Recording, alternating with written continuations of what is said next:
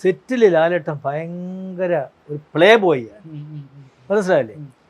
ഭയങ്കര ഇതാണ്, അതായത് കൊച്ചു കുട്ടികളെ പോലെ നിന്ന് നമ്മളുടെ കൂടെ നിന്ന് അഭിനയിക്കുമല്ലോ. അപ്പോൾ കേട്ടിട്ട് എല്ലാം കേട്ടിട്ട് അപ്പോഴെന്തെങ്കിലും സജഷൻസ് ഉണ്ടെങ്കിൽ അവിടെ ക്ലിയർ ചെയ്തങ്ങ് പോകും. സെറ്റിൽ ഒരു കൺഫ്യൂഷനും ഡയറക്ടറെ ഉണ്ടാക്കും. ഒരുപാട് സ്ട്രെയിൻ എടുത്തിട്ട് പോടാതായിരിക്കും സാറിൻ്റെ സിനിമ കരിയറിൽ. സ്ട്രെയിൻ എടുക്കണമെന്ന് അങ്ങനെ പറയാൻ പറ്റില്ല നമുക്ക്. സ്ട്രെയിൻ എടുക്കണമെന്ന് പറഞ്ഞാൽ ഈ ബ്രഹ്മചാരിയൊക്കെ ശരിക്കും നല്ല സ്ട്രെയിൻ എടുത്തിട്ടുണ്ടോ? അയ്യോ, ഒരിക്കലും ഇല്ല. ബ്രഹ്മചാരി വളരെ ഫ്രീ ആയിട്ട് ചെയ്ത സിനിമയാണ്.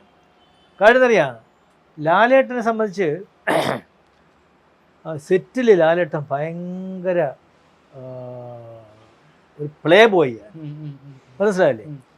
ഭയങ്കര ഇതാണ്, അതായത് കൊച്ചു കുട്ടികളെ പോലെ നിന്ന് നമ്മളുടെ കൂടെ നിന്ന് അഭിനയിക്കുമല്ലോ. ലാലേട്ടൻ്റെ ഏറ്റവും വലിയൊരു ക്വാളിറ്റി എന്ന് ഞാൻ മനസ്സിലാക്കിയത്, ലാലേട്ടൻ ആദ്യം നമ്മൾ കഥ ഒന്ന് പറയും, ഇതാണ് ത്രെഡ് എന്ന് പറയും. ഞാൻ ആക്ച്വലി ലാലേട്ടനെ ഫിക്സ് ചെയ്യാൻ പോകുമ്പോൾ തന്നെ വേറെ കഥയായിട്ടാണ് പോയത്. അത് പറഞ്ഞു തുടങ്ങിയപ്പോൾ തന്നെ ലാലേട്ടൻ പറഞ്ഞ് ഇതേപോലെ സ്റ്റൈല് ആക്ഷൻ പടമൊക്കെ ഞാൻ ചെയ്തുകൊണ്ടിരിക്കുകയല്ലേ. ഞാൻ തുളസിദാസ് ഒരു കഥ പറയാൻ വന്നപ്പോൾ തുളസിദാസിൻ്റെ ഇപ്പോൾ ചെയ്തുകൊണ്ടൊക്കെ ഇരിക്കുന്ന കോമഡിയും കാര്യങ്ങളും അങ്ങനെയൊക്കെയുള്ള ഒരു കഥയാണ് ഞാൻ ഉദ്ദേശിച്ചത്. അങ്ങനെ ഒരു സിനിമയെക്കുറിച്ചാണ് ഉദ്ദേശിച്ചത്. ഞാൻ പറഞ്ഞ് അങ്ങനെയാണല്ലേ.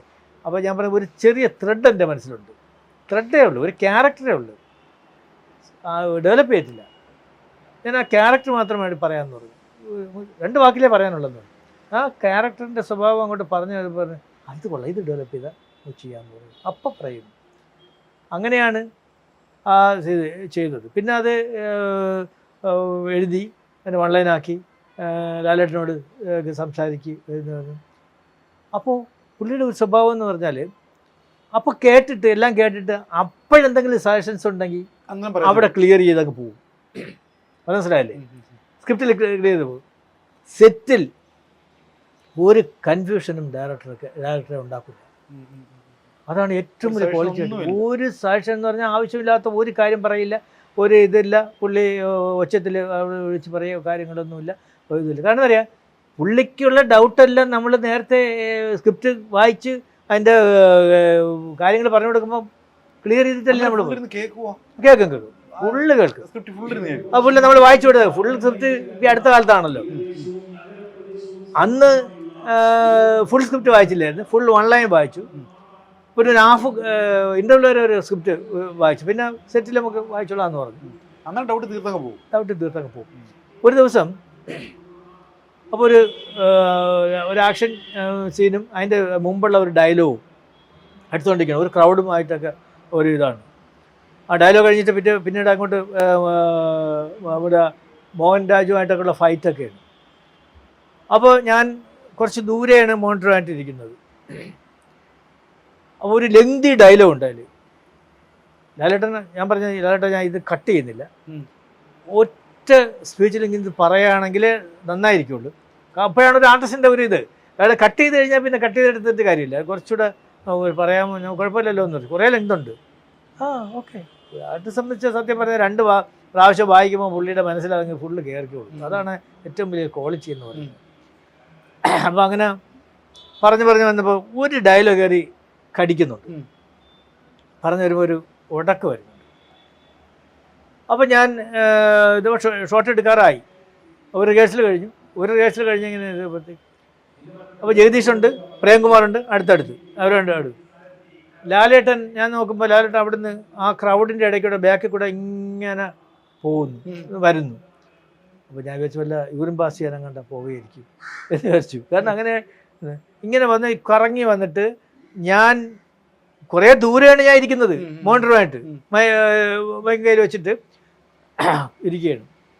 എൻ്റെ അടുത്ത് വന്നിട്ട് ഞാനിപ്പോൾ ഇങ്ങനെ ഇരിക്കുകയാണല്ലോ, അപ്പോൾ ഈ ഇങ്ങനെ ചെയറാണല്ലോ, പുള്ളി ഇവിടെ വന്നിട്ട് 2 കൈയും ചെയറിലിങ്ങനെ പിടിച്ച് എൻ്റെ മുമ്പിൽ നിന്ന്. അപ്പോൾ എനിക്ക് എണീക്കാൻ പറ്റുന്നില്ല. നിന്നിട്ട് പറഞ്ഞു, തുളസി ആ ഡയലോഗ് ഒന്ന് കടിക്കുന്നുണ്ട്, എനിക്ക് അങ്ങോട്ട് പറഞ്ഞു വരുമ്പോൾ ഒരു ഫ്ലോ കിട്ടുന്നില്ല, അത് ഒന്നും മാറ്റിയാൽ കൊള്ളായിരുന്നു. ഞാൻ പറഞ്ഞു, ലാലേട്ടാ ഇത് അവിടെ വന്നിട്ട് വിളിച്ച് ഇങ്ങോട്ട് പറഞ്ഞാൽ പോരെ, ഞാൻ അങ്ങോട്ട് വരില്ലേ? അതങ്ങോട്ട് വരില്ലേ? അതാണ് ലാലേട്ടൻ്റെ ക്വാളിറ്റി എന്ന് പറയുന്നത്. സെറ്റിൽ സാറെന്നല്ല അങ്ങനെ വിളിക്കും, മനസ്സിലായില്ലേ? അല്ലാതെ നമ്മുടെ റൂമിലും മാറി നിൽക്കുമ്പോഴേ തുളസി എന്ന് വിളിച്ച് ഞങ്ങൾ ഇത് നോക്കും. പക്ഷേ സെറ്റി സാർ ആൾക്കാർക്കൊക്കെ സാർ എന്നായി വിളിക്കുന്നുണ്ട്. അത് അപ്പോൾ ഞാൻ പറഞ്ഞില്ല ആളുടെ എന്തിനാ ഇപ്പം ഈ കറങ്ങി ഇവിടെ വന്ന് നിന്നത് എന്നോട് പറഞ്ഞപ്പോഴേ ഞാൻ അപ്പം തന്നെ ആയത്. അങ്ങനെ ഉടനെ തന്നെ ആ ഡയലോഗൊക്കെ ഒരു മാറ്റം വരുത്തി കൊടുത്തു. ഞാൻ ഒരു കാര്യം ചോദിക്കട്ടെ സാർ, ഇടപെടുവാണ്. ഇത്രയും ബഹുമാനം തോന്നുന്ന ഒരു ഭയങ്കര സംഭവം മുമ്പിൽ നിൽക്കുകയാണ്. ഈ ഇന്ന സംഭവം ചെയ്യിപ്പിക്കാനൊക്കെ സാറിനൊരു ഇത് പറഞ്ഞില്ല, പുള്ളി എങ്ങനെ എടുക്കും എന്നുള്ള ചിന്ത അലട്ടാറുണ്ടോ? അല്ല, ആദ്യം തുടക്ക സമയത്തുണ്ടായിരുന്നു. തുടക്ക സമയത്ത് നമ്മളൊരു സാക്ഷ്യം പറയുമ്പോൾ എങ്ങനെയായിരിക്കും.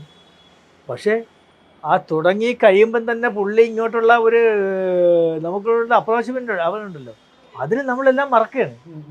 അപ്പോഴെനിക്ക് മോഹൻലാലാണ് നിൽക്കുന്നതെന്നൊന്നും അല്ല തോന്നുന്നത്. നമ്മുടെ കഥാപാത്രം തമ്പി അണ്ണൻ എന്ന് പറയുന്ന കഥാപാത്രം നിൽക്കുന്നതായിട്ട് ഫീൽ ചെയ്യുള്ളൂ.